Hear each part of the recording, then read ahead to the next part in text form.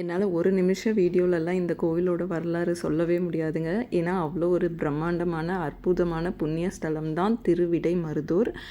அந்த கோவிலுக்கு நான் போனது நிஜமாலுமே எனக்கு ஒரு பெரிய பாக்கியம்னு நினைக்கிறேன். நான் கோவிலுக்குள்ளார என்ட்ரு ஆகும்போதே பார்த்திங்கன்னா, அந்த கோவிலோட பிரம்மாண்டமே என்னை வந்து ரொம்பவே அமைதியாக்க வச்சிடுச்சு. அதுக்கப்புறம் மகாலிங்கேஸ்வரர் சுவாமியோட தரிசனம் இன்னுமே ரொம்ப அமைதியாக வச்சது.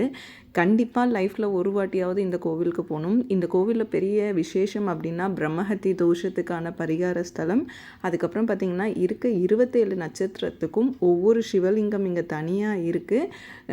அதுக்கப்புறம் பார்த்திங்கன்னா இந்த கோவிலில் வந்து நம்ம எந்த வழியாக உள்ளார போகிறோமோ வேறு வழியாக தான் வெளியில் வரணும். போன வழியிலே திரும்ப வெளியில் வரக்கூடாது. ஸோ கோவில் பிரகாரத்தில் நடக்கிறப்போ என்னமோ பல கிலோமீட்டர் நடக்கிற மாதிரி இருக்குது. சுற்றி இருக்கிற 4 கோபுரத்தையும் பார்க்குறப்போ அதனோட பிரம்மாண்டம் என்னன்னு தெளிவாக தெரியுது. நம்ம இது வரைக்கும் பார்க்காத சிவனோட அவதாரங்கள் எல்லாம் நம்ம இந்த கோவிலுக்குள்ளார பார்க்கலாம். இந்த வீடியோ உங்களுக்கு பிடிச்சிருந்தா மறக்காமல் சப்ஸ்கிரைப் பண்ணிக்கோங்க. லட்சு ஸ்கை நம்ம இன்ஸ்டா பேஜையும் ஃபாலோ பண்ணிக்கோங்க.